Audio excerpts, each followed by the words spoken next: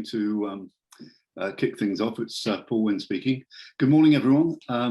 I'd like to take you through the first part of this short presentation, and then I'll hand over to Arthur and finally Brad, and then we'll move into the Q&A session, as Matt says.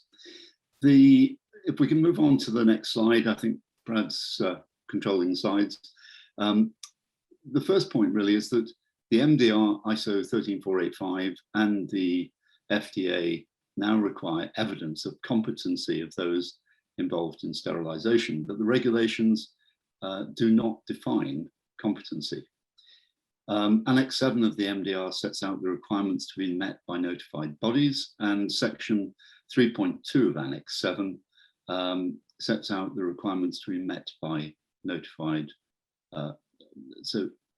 notified bodies. So section 3.2 of Annex 7 addresses the qualification criteria in relation to personnel. It states that notified bodies shall establish and document qualification criteria, including knowledge, experience, and competency. It relates to various functions, including the evaluation and testing. Areas include sterilization. ISO 13485 clause 6.2 refers to human resources and requires that personnel performing work affecting product quality should be competent. The common theme here is that there is an obligation to ensure competency, but the competency is not defined. The 2017 MDR came into force obviously in 2017. The transition period actually ends on the 26th of May 2026, so next Wednesday. Next slide, please. So what are the objectives for the SfSAP? It can be defined, I think, in the four key areas: defining competency. Secondly, to encourage and to create a career path for sterility assurance professionals. The third thing is to support training and development organizations to improve the overall quality of training and learning.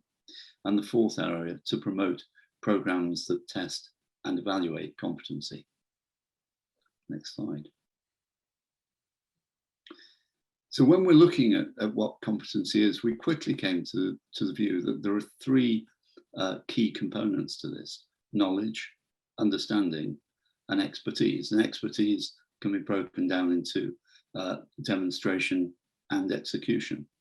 So the first two of those require education, and the second two require experience. So we're going to be looking at this in terms of the linkage between education is with the education delivery organizations, and the second part we're looking at using the AAMI CISS certification program. There are four key communities here that we can identify. One is supporting industry to provide certification approach that's high quality, low price, and supported by the regulators. It's supporting the regulators themselves because they've then got an objective method of ensuring sterility assurance professionals are certified. I think it's really important one here is supporting sterility assurance professionals. It's become evident already that most people who are experts actually have difficulty defining how they became experts. And so it provides a really useful career track for people that are coming into the, and for those wishing to maintain their competency. And it helps the training organizations, the EDOs, because it will inform the content of the programs that they're putting out and hopefully improve the overall quality of the education and training programs. Next slide. So what is the SfSAP? We quickly came to the conclusion that we wanted it to be a collaborative venture, but we didn't want it to have any conflicts of interest. So we decided that it should have its own legal existence, its own form, so that people could go back to their organizations with a very clear message as to what it is and what its goals are. So it's a company It's a not-for-profit company limited by guarantee without a share capital. It's been established in the UK simply because I was in the UK, and you know the process through which we go, and it's relatively easy and not too burdensome. It's therefore got a formal constitution with clear objects or objectives as to what we're trying to achieve. The initial funding was provided by AAMI, AAMI and ASTM, and that was used for three things really. It was used to create a brand identity, it was used to create the legal entity, and it was used to create a website. At the moment, we also wanted it to be open access and collaborative. So we wanted to make sure that everyone had access to it and that we could use it to build up a community of people who see themselves as being sterility assurance professionals. So we're going to use a variety of liaison mechanisms to get good engagement across a broad spectrum of industry. And very quickly, we've got essentially the board, AAMI, AAIA and ASTM, so the three on the right that you'll recognize. SAP that's the sterility assurance professional. And really the driving force initially behind this was Arthur Dunbar, that's going to speak next. And Arthur sits on the board along with, so there's at the moment there's myself, Arthur and Brad. And there will shortly be an addition from ASTM. And that links in with really where the workhorse is. The most of the leadership and decisions have been coming through the steering committee that Arthur's going to explain how that fits into the structure on the next slide. So I'm going to hand over now to Arthur. Hello, everybody. Thank you very much. I'm Arthur Dunbar. Well, driving down from the board is the steering committee, which is set up as 6 different working groups. And we have what we call the education and certification, which is, we call that the training and learning effectiveness working group. So how good is the training and how effective is it being delivered to those of us that want to learn? And then we have the stakeholder communities, the medical device, the pharmaceuticals, contract sterilizers, and the regulators as well. And all of these feed into the framework which is being created by the various working groups. The framework is set up to deliver the requirements of the MDSAP and MDR competency requirements, as Paul described earlier. And then the MDSAP participants are all those organizations you see there. So there's a connection between regulators, notified bodies, national regulators, and the sterilization community. So our working groups are set up and aligned with the requirements of the competencies defined by MDSAP. So the microbiology, packaging and sterile barrier systems, environmental and contamination control, and routine terminal sterilization. So SfSAP aligned itself so that the outputs of the working groups are delivering on the requirements of MDSAP.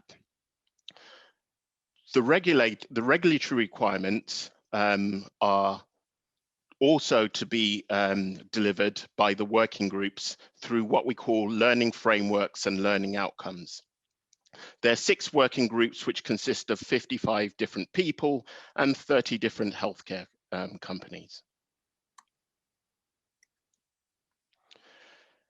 This is an example of, not an example, this is the MDSAP framework, which clearly describes the competencies and requirements for auditors.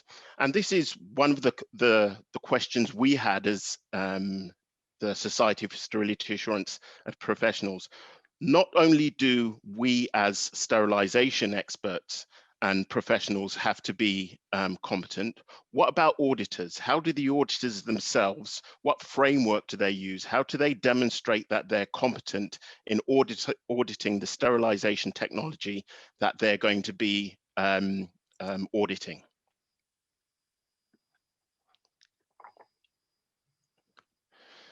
So the output from the working groups are the frameworks. So we have the curriculum, and we have the learning outcomes. And as you can see in the slide, these are directly linked to the requirements of MDR, of how people should be able to demonstrate competency in their area or modality of sterility assurance.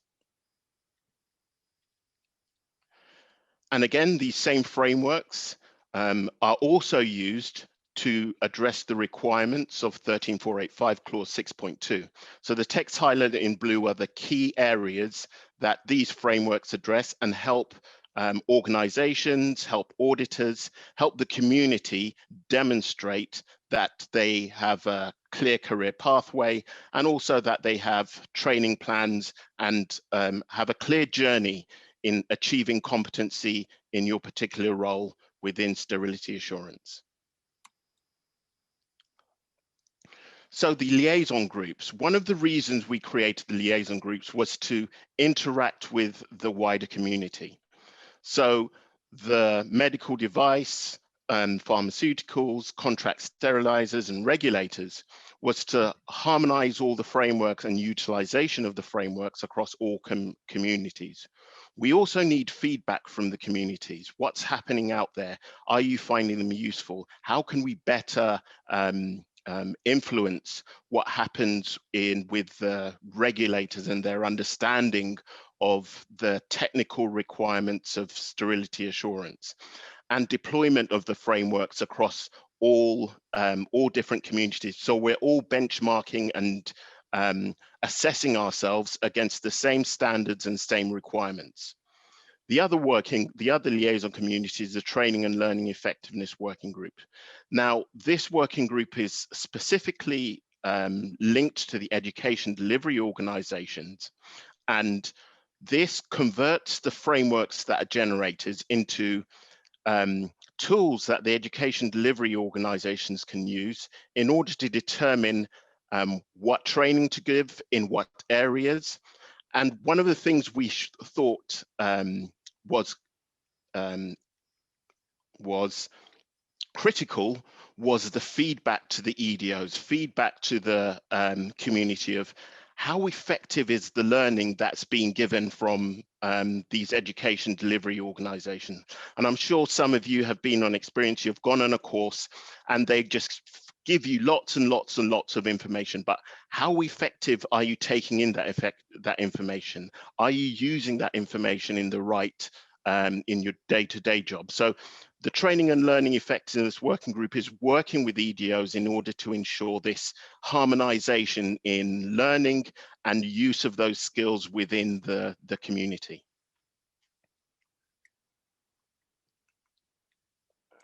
Okay. Good afternoon, everybody, and thank you for allowing Arthur and Paul and I to talk about some of the work of SfSAP.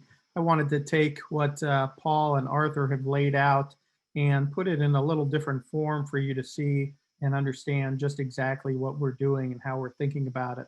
So this concept of operations really takes the goals that Paul described, really supporting industry, making sure that they have high quality, cost effective ways to meet the regulatory requirements, meeting regulatory needs to have an objective method to ensure sterility assurance professionals are qualified and certified, providing that career ladder and pathway that they described for our professionals. And then with EDOs, providing that framework that allows them to develop courses that are in alignment with the design that SfSAP is creating. To talk about a little bit about the internal workings of the organization, the working groups that Arthur described are hard at work. Those 55 experts are working week in, week out to really develop first the fundamental knowledge needed to be described as qualified. And As we progress, we have a clear interest in also defining the mid-level and senior level of the sterility assurance profession, but we're starting out with the basics, the foundations.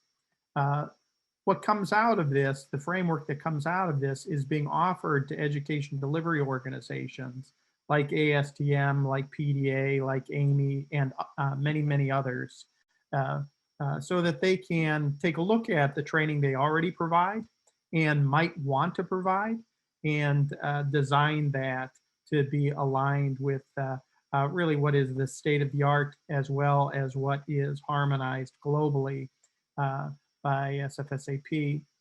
And then we, on the back end, are utilizing the AAMI's certified industrial sterilization specialist certification to be the final credentialing for this framework and people's passing of that. This was selected for a few reasons. One, it can be accessed anywhere globally, which is an important step. It also can be viewed in a variety of languages. And so all of that ability to scale is quite important to us.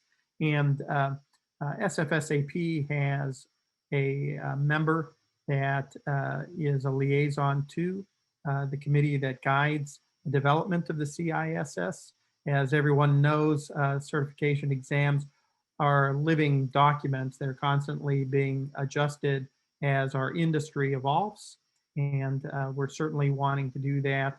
And so SfSAP is helping to guide that development, which is really important to make sure all of this threads and aligns.